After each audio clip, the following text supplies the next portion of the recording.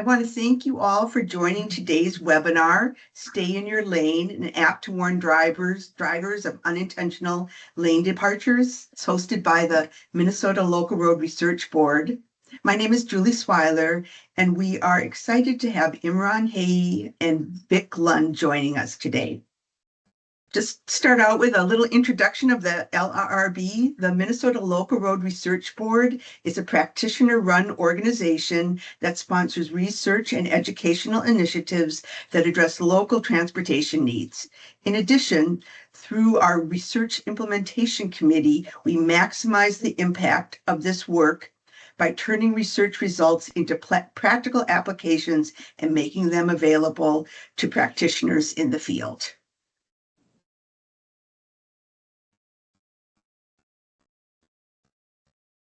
Before we get started, I'll read through the Tennyson warning. This session will be recorded for those who cannot attend. If you have enabled your camera during the session, the recording may include your image, which is private data under the Minnesota Government Data Practices Act. You are not required to allow MnDOT to use your image, and there are no consequences for declining to do so. To opt out of the recording, simply turn off your camera. Now I'd like to introduce our presenters. Imran Hayee is a professor and chair of the Electrical Engineering Department at the University of Minnesota Duluth. He received his PhD degree from the University of Southern California, Los Angeles in 1999.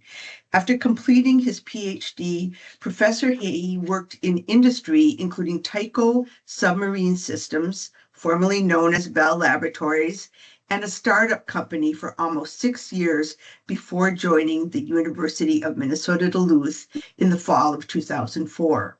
His research areas of interest are communication systems, signal processing, and intelligent transportation systems. He holds 19 U.S. patents and has published more than 70 papers in peer-reviewed journals and conferences. Victor Lund has more than 17 years experience as a traffic engineer for St. Louis County in Minnesota. He received his Bachelor of Science degree from Michigan Technological University in Civil Engineering and his Master's of Science degree from Iowa State University in Civil Engineering with an emphasis in transportation engineering. His experience includes rural and urban traffic safety, intersection design, intelligent transportation systems, and transportation research. Vic was awarded the 2022 David P. Brand Safety Award from the National Association of County Engineers.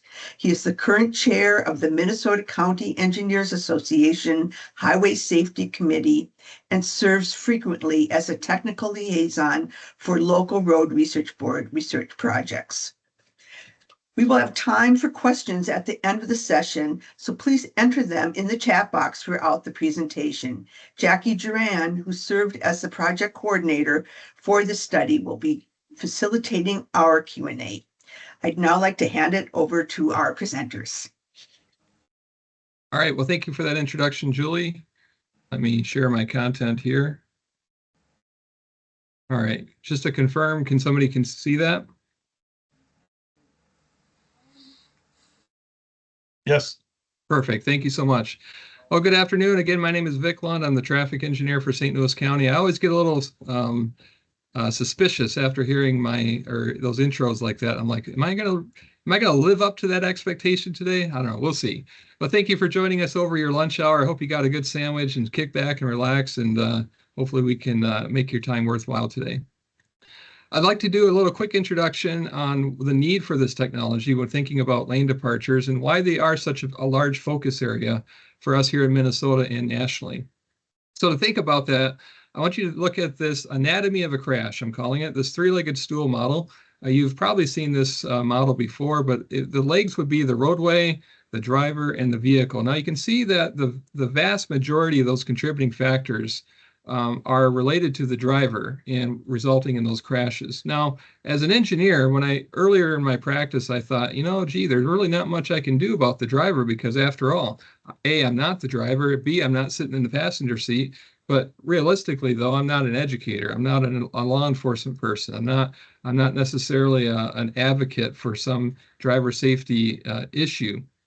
But in fact, I think we do have a large role to play as engineers, because we're the ones that can design forgiving roadways, specifically forgiving roadsides, so that when drivers do make mistakes, and they will make mistakes, I remind folks that if given the opportunity, drivers will put themselves in bad positions. And so we want to take away those opportunities or make it forgiving, so that when they do, in this case, depart the roadway, they wouldn't have those serious consequences, such as a serious injury or fatality. Now, I want you to think about where the fatal crashes are occurring statewide. And this is replicated for the most part throughout the nation. But in Minnesota, 80% of all of our fatal crashes are occurring on just the state and county highway systems, which is pretty astounding. And we'll consider those our primary highway routes that are circumnavigating the state, okay? Now, if we look at just the fatal crashes on the state and county highway systems, 60%, or slightly over 60% of those fatal crashes are in rural Minnesota. Now, that 60% figure, I believe, is actually higher in reality, because after all, a lot of the cities in rural Minnesota, the urban core, the suburban area of the city is typically smaller in size than the municipal boundary. And so that 60% figure, likely it's higher in terms of where those fatal crashes are occurring, either in the metro or city or within urban areas or in rural parts of the state. So it's a primary highway issue in the rural parts of the state of Minnesota. Now, we ask the question, what type of crash is generating most of those fatal crashes? Well, it comes down to roadway departure. The Federal Highway Administration would define a roadway departure crash as a vehicle running off the road to the right, to the left, or having a head-on crash with another vehicle. I pulled this excerpt from our County Road Safety Plan, and it's a crash tree, and it helps us get to, no pun intended, the root of the problem. I guess I just made a pun up there today.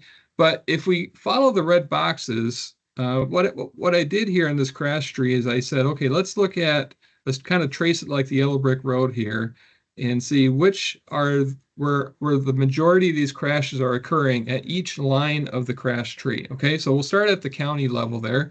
And you can see below that we have rural, urban, or other. And 74% of the serious crashes in St. Louis County, and this will be representative across most counties in the state, especially outside of the Twin Cities metro area. But the majority of those serious crashes are occurring in the county, in the rural parts of the county. And most of those are on segments.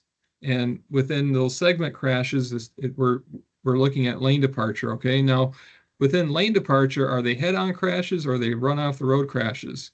Of course, both would be defined as the roadway departure definition or umbrella type from federal highway, but specifically for lane departure, we see that most of those serious crashes are vehicles running off the road.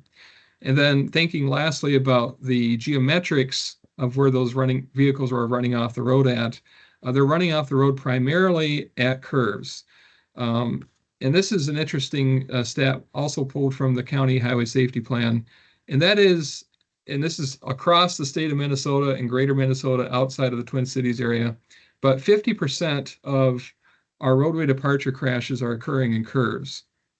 Now that may seem significant or may not seem significant, but I think it seems really significant when you think about the system and how it's broken down in its elements. Like, is it a tangent section or is it a curve?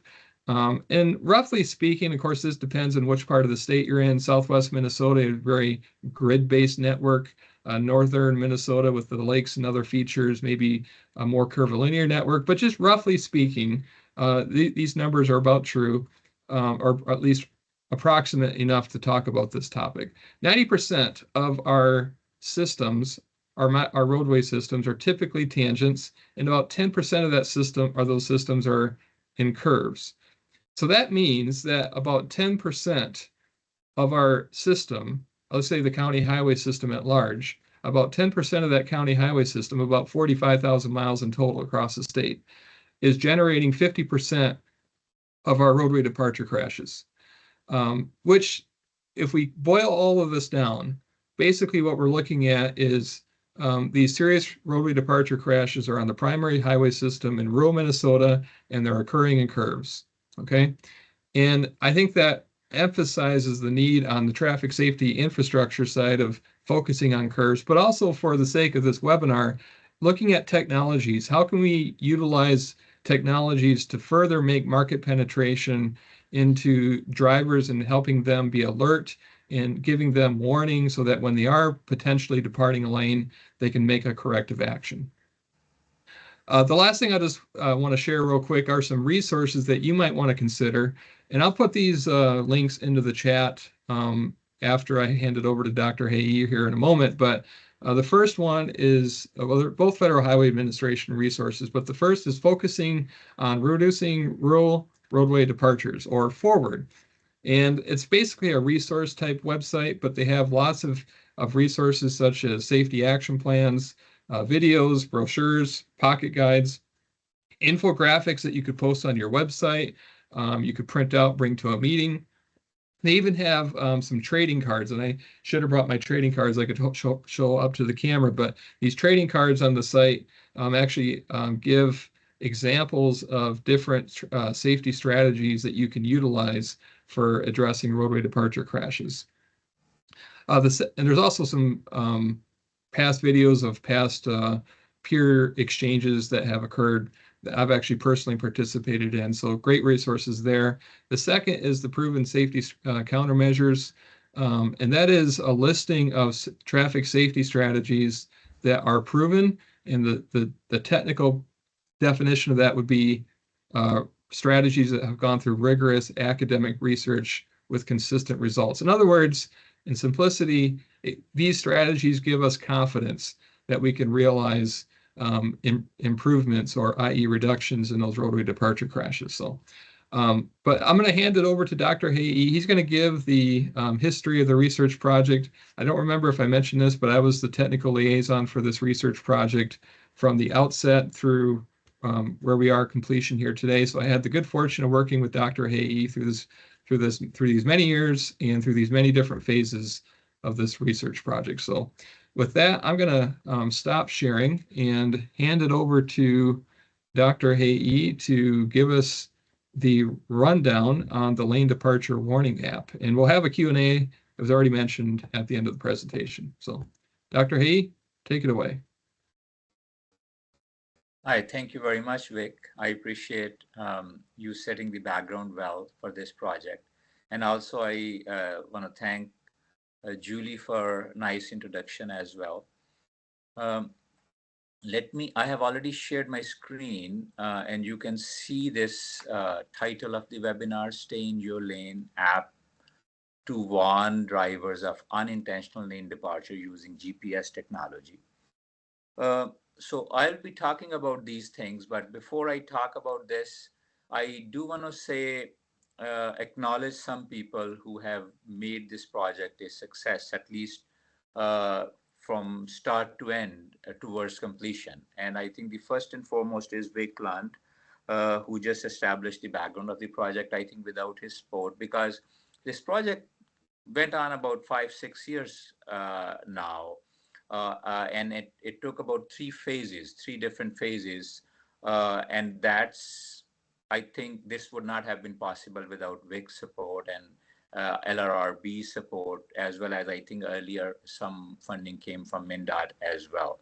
And also I want to say, I want to acknowledge TAP members who have periodically over the last few years provided me feedback.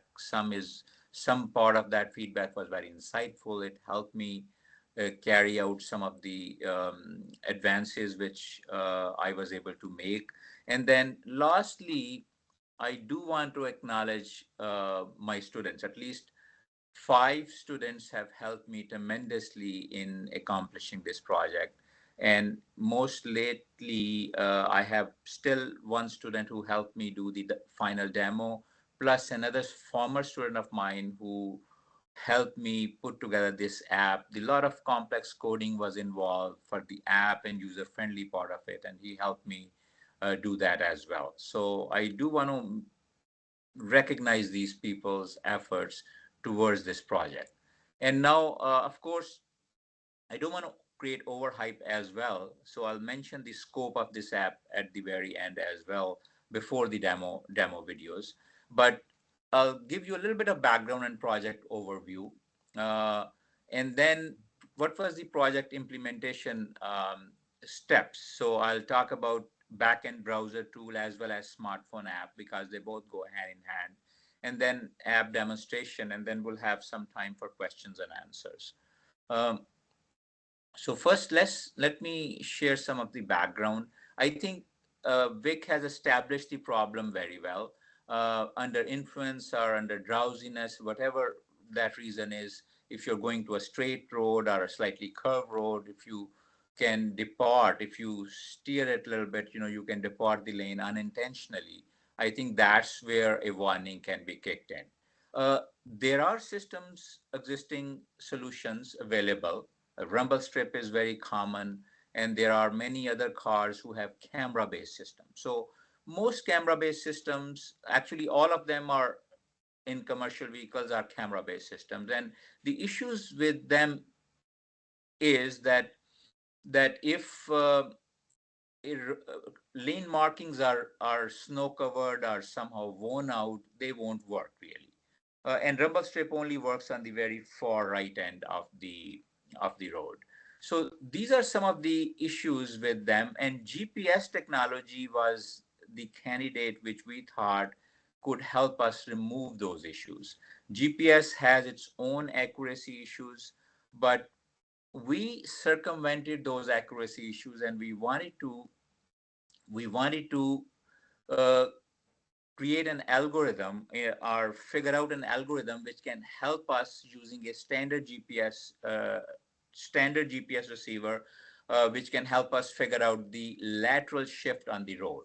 So we proposed this idea about 5-6 years ago, and then this was the idea. On the top line you can see that the GPS um, acquires the trajectory of the vehicle as vehicle is moving on the road, and then we do some processing, and then based upon that processing and estimating the lateral shift on the road, we issue a warning if there is a lateral shift without a vehicle indicator. Although the app has not been integrated with the vehicle, so that really doesn't work. But effectively, if without giving the indicator signal, if the vehicle just moves right or left from its lane, that's what is unintentional lane departure. So we presented the idea, we came up with the algorithms, and then we did the proof of concept before getting to this phase of the app, which is current project, to develop basically either an app or make it part of a navigation device. So we chose to develop an app, and I'll share more details about the app right now. So as we move along, by the way, we did file a patent for the algorithms for this, and that has been approved as well. And now we are at the app stage. And just to give you an example of how this actually works, you can see on the upper figure, the red dots are trajectory of a vehicle, a GPS trajectory. Each point is basically acquired while the vehicle is traveling. I think here it was traveling about 50 miles per hour. This is an Arrowhead Road, West Arrowhead Road in Duluth, Minnesota. If you are from Duluth, you might be familiar with this road. You can see that we were coming uh, from right to left, and also on the left lane, and we made intentionally made a lane change to right lane, and then came back to the left lane. And you can see the zoomed in portion of this yellow circle or oval here, and you can see that this was about 2 meter lateral shift. You can clearly see that. And that gives hope that this was one of our earlier examples, just to establish the fact that we are able to measure lateral shift using GPS technology. So then we came up with a couple of algorithms. First algorithm was that how to calculate lateral shift. So we needed a road reference. You can see that there's a road, theta reference is actually a road reference heading. We need that. And then The blue dots are actually vehicle trajectory. And if you see the vehicle is going away from the lane, at every dot, it is actually moving away from the center, from the reference heading. So we calculate using GPS points, vehicle heading, and then what is the difference between vehicle heading and the road reference heading? That delta, that differential heading will give us the lateral distance every point. And then we keep on accumulating lateral distance. And you can see that once it goes consistently in the other direction, in one direction, uh, the lateral distance increases. And once lateral distance increases beyond a certain threshold, we can declare that the lane has been departed without knowing where is the lane marking. And that's the algorithm which we came up with. You can see that vehicle is going from left to right, and then first it changes lane from right lane to left lane and then comes back to right lane. And you can see underneath the accumulative lateral distance, it increases in one direction, and when the vehicle becomes parallel to the road, it stops increasing, so it kind of saturates. And we use that fact, the saturation effect, to make it zero again, so we can detect the next lane departure again. So you can see when it changes the lane to right, we can also see that the cumulative lateral distance goes in the other direction. And again, using the saturation effect, we can make it zero so that we can detect the next lane departure. So this is our lane departure detection algorithm, LDD algorithm. And to make it happen, we need a road reference heading. So road reference heading, we thought to get from the past trajectories of the vehicle. Initially, we thought we will get from some freeware maps, which were not very accurate enough, but then we later on decided that if we can get it from a past trajectory of a vehicle, that actually works very good. So you can see a vehicle which is traveling on a road, on a freeway kind of road, 2 lane each way. So you can see the red dot dash line and blue dash line are trajectories, and then also a green dash line is a trajectory. So we can use either blue or red dash line as a reference heading. And then once vehicle crosses a lane, we can use reference heading to determine when the lane has been crossed. Uh, and of course, not it's rare to find a trajectory of a vehicle where there is no lane crossing.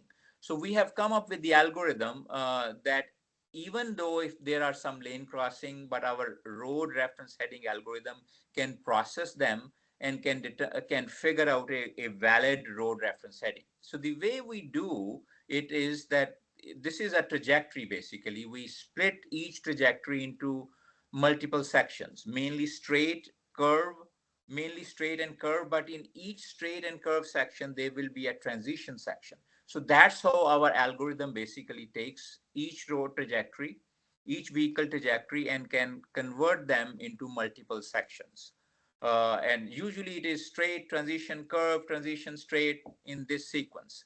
So the way we do it, that we see that in a straight section, heading remains constant, but in a curve section, heading it keeps increasing. However, differential heading, the slope of the curve supposed to be constant. So the differential heading remains constant. So these two effects we do use. One is the vehicle heading and one is the differential heading to distinguish between curve and straight.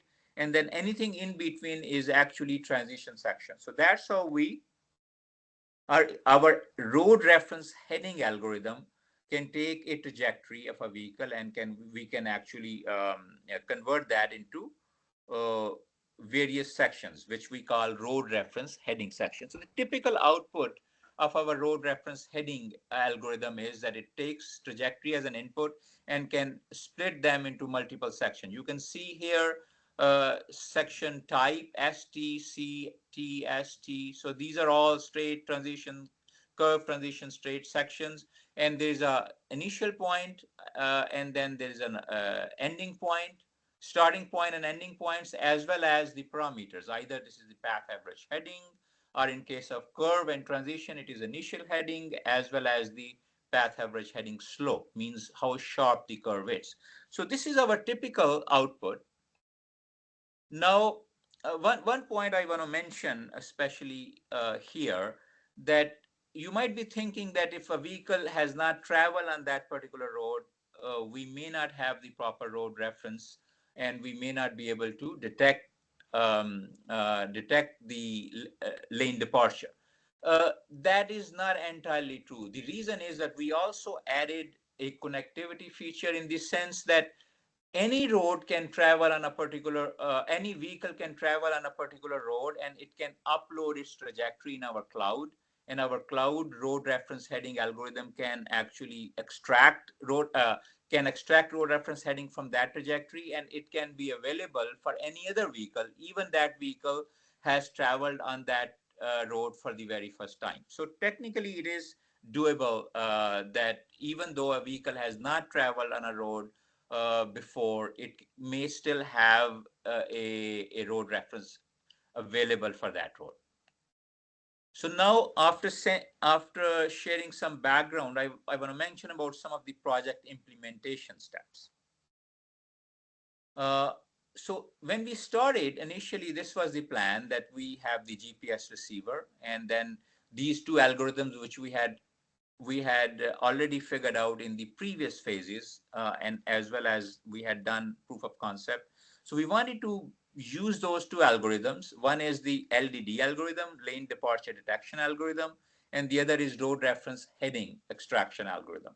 So these two algorithms we wanted to combine, and then generate a warning signal in a smartphone app. This was the initial plan, and then we started doing it.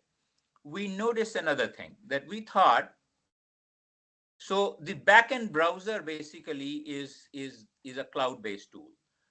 We thought, in addition to past trajectories, we can also use Google Route. Google Route means that basically when you ask Google Maps to give you directions from point A to point B, it gives you a trajectory, which is very similar to a vehicle's trajectory. So we use that trajectory, although we had to pre-process that trajectory, because usually Google Route will give you fewer points on a straight section and more points on a curved section. So we wanted a uniform distance between points. So we pre-processed that. That was not an issue.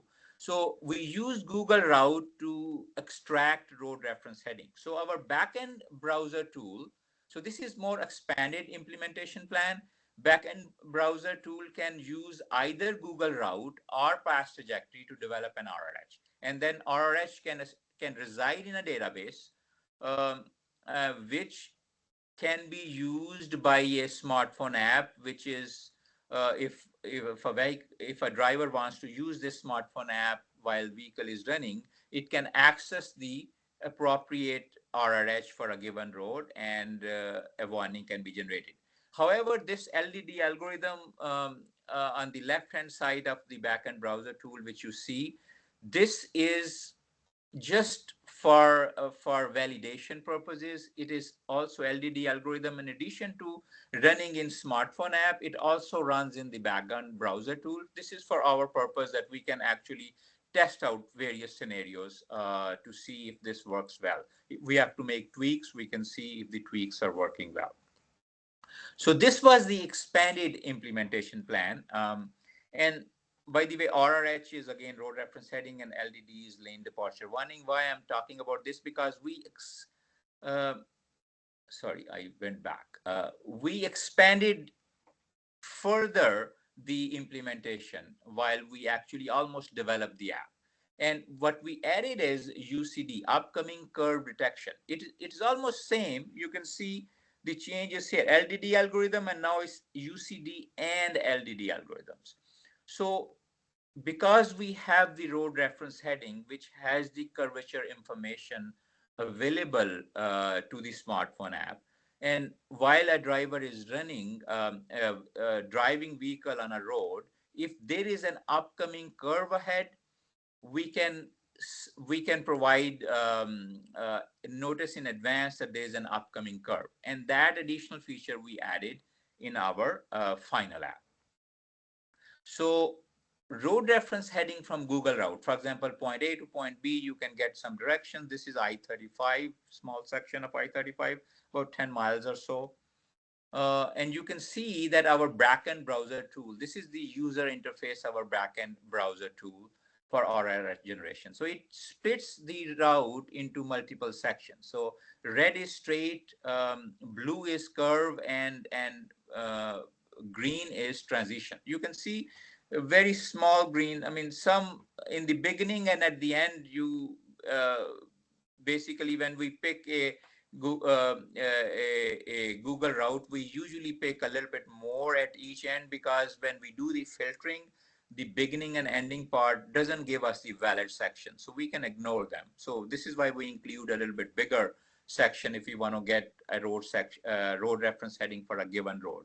But anyway, so you can see many straight sections, as Vic mentioned, 90% tangent and then 10% curves. But in this particular case, you can see maybe slightly more than 10%, but these blue sections are actually curved sections. So we can convert that any route, a Google route in this case, or we can also upload the trajectory. By the way, the picture is of not of that good resolution, but we can upload using our RRH, our backend tool. We can upload a vehicle trajectory to convert that into sections. So this is the smartphone app architecture, as well as, sorry, backend browser, because both smartphone app and backend browser, they really are connected with each other. So they interact with each other. So as far as the phone is concerned, it has to establish their secure connection, and then it should have an ability to extract RRH basically from the database, and also it can upload the past trajectory to another database, which is raw database, and that is ultimately converted to a more organized database using our RRH algorithm. So that's basically the backend browser tool, which Google Cloud Platform is part of that. So this is the architecture of the smartphone app and backend browser tool in a basically a big picture. So app functionality, this is how the app screen looks like. First, when you register, you have to allow permission to use GPS, and then this is the app app, which looks very similar to Google Map, except this has start and pick a file. Pick a file means right now that we have few RRH in this app, and then you can actually pick a particular RRH for a given road instead of app retrieving itself. And this is the actual phone. This is, by the way, Android phone. And I want to let you know now why we have only done it for Android phone as of now. So on my left hand side, on your left hand side, you can see that there's an app video. There is an app, and then I'm going to run this. This is a video basically. You can see it's running. So we are acquiring GPS points 20, 21, 22. You can see. So every second we are getting 1 point. Ideally, we should be able to get 10 points per second. But somehow operating systems of both Android and Apple, they restrict the use of GPS, their built-in GPS, at such a high frequency, because to save battery life. So they actually, although the GPS is capable to run at such a high frequency at 10 hertz, but they limit it to only 1 hertz. So this was the reason we had to use this device, which is an external GPS device in the middle along with the phone. And you can see on my right hand side now, I'm going to run that video. You can see this, how quick is this, because the difference is that the GPS is being acquired from this device, Garmin device, external device, instead of using the internal built-in GPS receiver. And that limited us to develop this only for Android for now, because it is easier to connect with Android device and external device GPS receiver. It was hard for Apple, although the app code which we have written, it can be compiled for both Apple, iOS, as well as for Android. So app code is there, but once our app somehow, Apple our Google Maps, they decide to make it part of Google Maps feature, they can allow our app to use GPS at a high frequency, because most of the time those phones can be put on a charger while in vehicle. So this is the scope, this is the caveat of the app which I wanted to share with you. And now I think we are at the demonstration stage, and that's the last part before we can have some questions. This is the app demo route. This is on I-35 as well. It's about 10 or 12 miles section. So this is the setup for the demo. You can see that this phone in the middle on a stand, it is only there to take the video of the road, so that you can see from this video, which is recorded by this phone, that whether the lane is being changed to left or right. And we are going to use that lane change for now to determine whether the lane departure detection has successfully taken place. And then the right hand side phone is basically that app running app. This is a phone which is running our smartphone app. So now you can see these two videos. I think I'll have to request either Julie or Jackie to run this, or Kayla to run this video, because, but first let me tell you what this video is about. This video is, the left hand side is that camera in the middle which you see. You'll be able to see whether the lane has been changed, and then the right hand side you will see that this is the app running, and you will see this blue dot. Small blue dot is the Google dot, and then bigger blue dot is our dot. We drew that dot, and it will keep on moving, and it will change its color to red when a lane is being departed. And also there will be sound, and for this reason I'll have to request somebody else, because somehow my computer was not able to share sound when we were testing it. So I have two videos, but given time we can either use only one or both videos. But let's first run this video, and you'll be able to see that the dot changing its color as well as there is a sound. And then those two location symbols you can see, those are and yellow for transition section. You will be able to see. So the sectioning will be clear on the right hand screen as well when this video is run. So I'm going to stop my screen and maybe request Julie.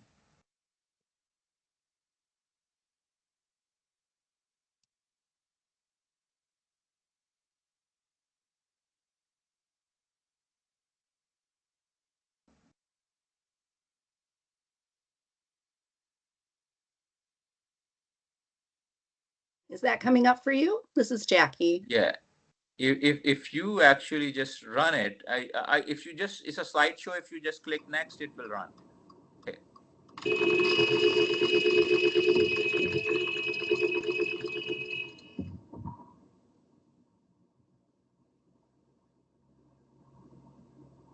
You might be able to see the curve ahead warning as well. So when first curve ahead, and then there's a curve when you are in the curve, and it will disappear when you are outside of when you have crossed the curve.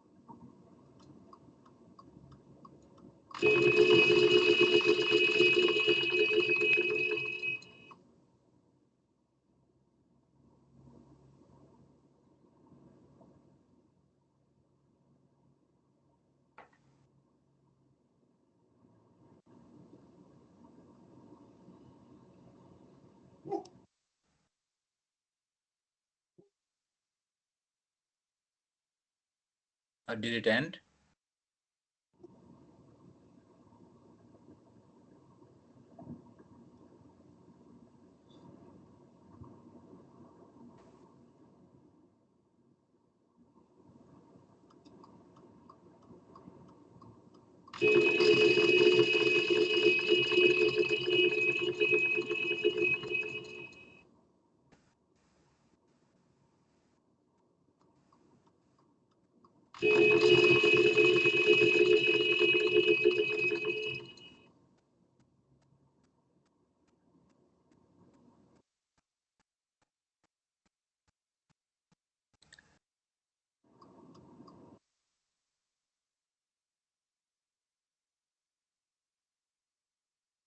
So there's another one which basically on the same I-35 but going on the other way.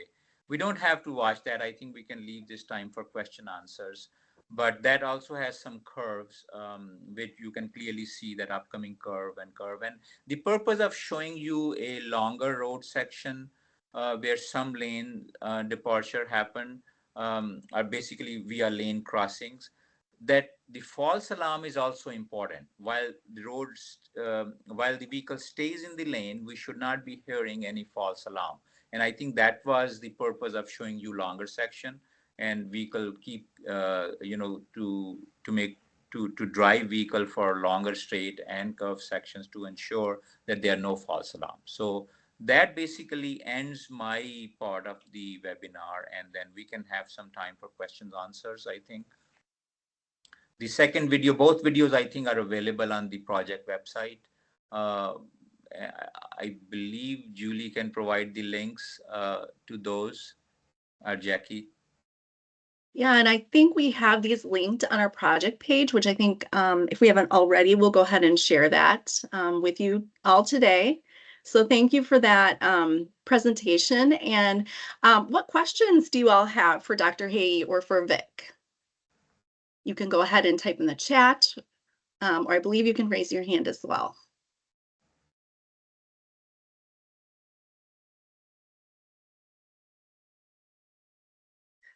Well, maybe I can get us started with a question. This is a great example of phased research, and you both talked about it and talked about this most recent phase focusing on product development. And so I'm wondering, we fund implementation projects both through LRRB and MnDOT research. And what would you add to a task list or a wish list for implementation for this work in the future? I think the exit strategy for this is that truly this can be more as a standalone app in a phone. It is not as useful because I think many drivers will like to either have Waze on or Google Maps on, right, or a navigation device on. So having a standalone app with just this feature versus missing out on many other features is not a good idea. So the best will be that either Google Maps or Apple Maps or Waze or any other navigation device, they make this part, this feature as part of their feature. So if that is there, I think that will be the best use of it. So the plan is that we talk to either a navigational company or Google Maps to convince them that this works successfully, and is there a merit that you can make it part of your Google Maps. I think that will be the best success story for this, because as a standalone app, the likelihood is that the people will not use it as much. Although this is, by the way, I don't want to give the wrong impression, this is not currently available publicly either, because of that limitation I talked about, because it requires an external device. So as a standalone app, it should have either Android or iOS developers' blessing that it have access to the internal built-in GPS device at higher frequency. So I do want to make sure that I'm very clear, and I don't want to mislead anybody. Does this answer, Jackie? I think this was an important question. I knew it would come up, so I wanted to answer. Vic, you would like to add something to it? No, I think you covered most of what I was thinking as well, Imran. It's kind of this I don't know, I don't want to use maybe it's the chicken and the egg thing, I'm not sure, but it says, how do you take technology and pass that gap of moving it into areas of other technology platforms that people will absorb and pick up and start using, right? And that's where, and I'm just thinking in my mind of back to Jackie's question, what role would like local road research board or MnDOT research services have in that? And I don't know. Maybe perhaps there isn't really a role other than maybe supporting the outreach to other technology vendors out there. But I will set, I mean, this is certainly a good question on my mind too, but I think my main point of contact right now is Office of Trademark and Commercialization at UMN, who also helped me file the patent, and they have patent, so they can try to license it to these companies. And I think that's the attempt. I have already spoken to attorney at least twice. So that is the route, but I think we will certainly need partners, supporters like LRRB and MnDOT. I think they will, in that role, I think you will be able to help us advance the conversation to reach to that point. Yeah, thank you, Dr. Hayee. I see Michaela. Go ahead. Hi, this is Michaela Kranz. Thanks for a great presentation, Imran and Vic. I use a maps feature. I use Google Maps, and it's starting to incorporate safety features like you mentioned. It notifies me if I'm going above the speed limit and kind of starts to blink in red. So I could see something like this being incorporated. And so my question for you is, this technology you developed helps identify and warn drivers of lane departures. Do you foresee this technology being used for other safety features, like warning drivers if they are coming up quickly on a vehicle ahead of them to warn them that they're approaching quickly? I think many other features could be done, but the algorithm which we have developed, they warrant that lane departure warning, upcoming curve warning, and we also did. We did not talk about here, but we did one of my students did some research and developed an algorithm which is erratic driving behavior warning. Because if you, for example, we can detect too many lane changes in a particular time. So there are some, criteria available that whether you are zigzagging too high, that kind of behavior can be detected as well. But Michaela, I'm interested, what safety feature they have added right now? Is that related to lane departure in Google Maps? It's not. It's just Okay. it knows what the speed limit is where you're driving, and then it shows Yeah. what your speed is right next to it. So if you're starting to Exactly. go faster than the speed limit, it'll That's start kind certainly of that's blinking in certainly red. something which is very, which is straightforward to add. But the lane departure is trickier part, and I believe that our algorithm can cover that, and this can be an additive feature in Google Maps. So I'm very strong believer of that. Thank you. I see Eric Minge's hand up, and then I have one question in the chat after that. Go ahead, Eric. Yeah, great system. I like this concept here. I'm wondering if there's any speed thresholds above or below which you didn't really feel the system was appropriate and didn't consider. Eric, you asked the right question. Yeah. So I forgot to mention, so it is not supposed to be for an urban driving environment where you have too many lights and speed. Normally, what we have thought about it. I think if the speed is above 30 miles per hour and you're cruising on a say rural highway, that should be okay. And I think 30 or 40 miles per hour would be probably threshold. And it's especially useful for long stretches of rural roadways where sometimes trucks are driving at nighttime, or even freeways when they travel from state to state, and then they have to drive at night sometimes, and sometimes under drowsiness they could depart the lane. So the long stretches of freeways or highways, this is more useful, not for the urban environment. But this is a very valid question which you asked. I forgot to mention about this. Thank you. And then the question from Marnie Kerfman is, will MnDOT move forward incorporating this technology into Snowplow Dash before integration into Waze and Google Maps? So just here's another application that Marnie's relating to your work. Yeah. And Michaela actually added to the chat some work that's going on right now with snowplows. Yeah, I think in Twin Cities there's a group who are doing the snowplow uh, kind of snowplow warning in concatenation, where they have multiple snowplows in a formation for multiple lanes. So that's more connectivity among them. But here is a more like, although I talked about connectivity feature, but through cloud, I did not talk about connectivity from V to V part. I thought their snowplow um, warning, platoon snowplow warning is through connectivity, vehicle to vehicle connectivity. Um,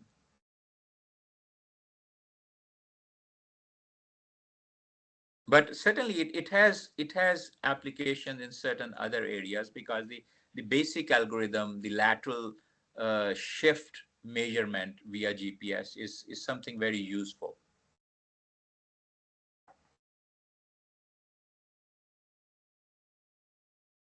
What other questions do you have? Jackie, it looks like I see a question in the Q&A box here. Oh, good. Thank you. I missed that one. Not in the chat, in the Q&A box. So Amy asks, how would this app integrate with existing automotive safety systems, like original equipment manufacturers, automakers? How would it ultimately integrate with V2X infrastructure? It's basically that's actually one of the gap which I left when I talked about it can be made a feature in say Apple Maps, Google Maps, or Waze. But integrated system within the vehicle also has its own navigation systems. So normally, although these days people use CarPlay and they use their own phone system through, and they just see in the screen. So that's why it is important that this is featured in the Google Maps, Waze, and Apple Maps.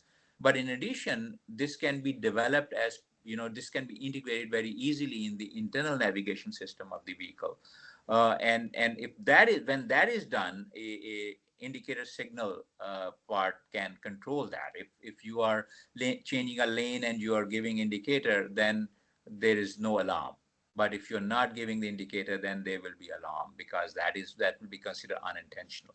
So I think that's very easy. Just like it can be made a feature in the Google Maps or Apple Maps, it can be made as a feature in those integrated navigational systems as well. Sounds good. And Julie, do we have time for one more question from the chat? Yeah, I think we do. Just a quick one. So Craig is just confirming if pavement marking reflectivity comes into play at all. And I may be wrong, but I was thinking that this isn't dependent on cameras, and it's dependent on trajectories. So no, but Dr. Hayee, can you confirm? Yeah, I think, yeah, that's right, Jackie. Craig, this is the main difference between the camera-based applications, camera-based basically systems which current commercial vehicles have, and this system, it uses strictly GPS. It does not depend upon camera or lane markings. So this is the distinguishing feature of this app. Okay, thank you. So I think, go ahead, Julie.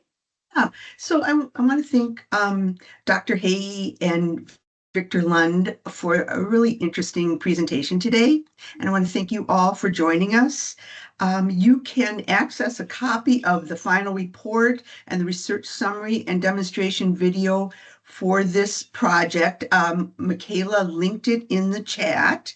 And also we will follow up with you via email with a link to a recording of this webinar as well. And I'm going to share my screen for a minute. And just let you know that you can also stay up to date with LRRB research by accessing research on our website at lrrb.org and subscribing to our newsletter. You can scan the QR code here, or we have also put a link to subscribe in the chat. We also hope you'll check out our new webinar series featuring research on a different topic each month. And our December, January, and February topic areas you can see what they are here. This does conclude our webinar, and we want to thank you again for joining us today.